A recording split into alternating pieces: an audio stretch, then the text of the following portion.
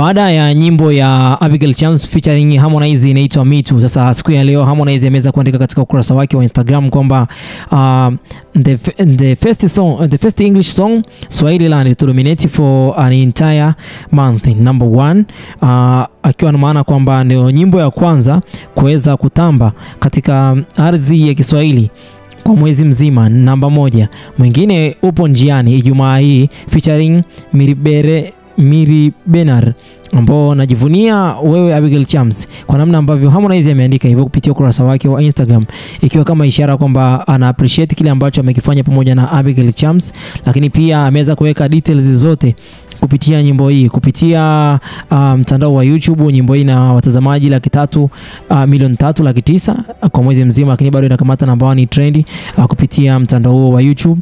Lakini pia Abigail Chams ameweza kutimiza subscriber 200,000 katika siku ya leo. Naweza kusema kwamba ni kulingana na ngoma hii ilipokuwa ina trend mpaka ameweza kukamilisha kufikisha subscriber 200,000. Sasa pamoja na hayo yote, kupitia mtandao wa Spotify ameweza kufikisha wasikilizaji 500,000 katika mtandao huo, lakini pia katika position za Shazam, yani nyimbo hii basi katika nchi ya Uganda inakamata namba 1, katika nchi ya Kenya inakamata namba 3, katika nchi ya Zambia inakamata namba 10 na namba 5, namba 13 inakamata katika nchi ya Tanzania.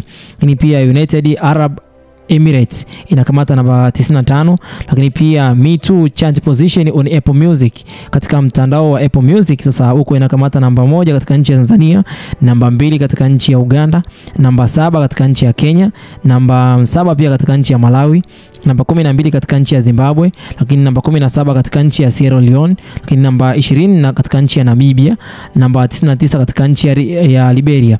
Hii ikiwa na maana kwamba nyimbo inasikilizwa kwa asilimia kubwa sana. Sasa ni kwa namna gani ambavyo hata pia Harmonize anajivunia katika hili, yani kitu cha kipekee sana, kwani katika muda mrefu sana imekuwa ni ngumu kwake hapo Harmonize kuweza kusumbua mitandao au kuweza basi kuichanganya mitandao mbalimbali kupitia nchi mbalimbali kulingana na kile ambacho kwa miaka mingine amekuwa akiweza basi kufanikisha hilo. Naweza ngasema kwamba kupitia mitandao mingine, kwa mfano kama Boomplay, Audiomack imekuwa ni namba 1 katika mitandao hiyo na imeweza kuwasumbua sana, kwani ni moja kati ya nyimbo ambayo imekuwa ikiwasumbua almost kwa mwezi mmoja mzima, ndio nyimbo ambayo ilikuwa inaongelewa. Lakini pia Abigail Chams ni moja kati ya mtu ambaye anafurahishwa na jambo hili, lakini pia kupitia platform tofauti katika nchi tofauti wamekuwa wakiongelea nyimbo hii.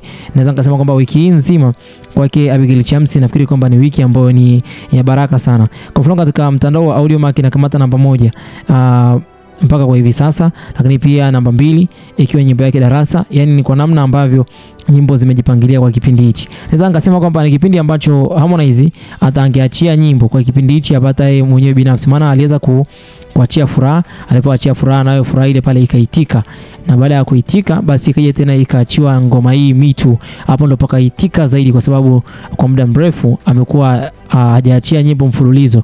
Kwa hiyo ni kama vile alikuwa amewakata kiu mashabiki zake. Mimi nafikiri kwamba sitakuwa la ziada kwa muda huu, na haya ndio yaliyojiri katika mitandao ya kijamii. Hii ni Harmonize News, bye bye for now.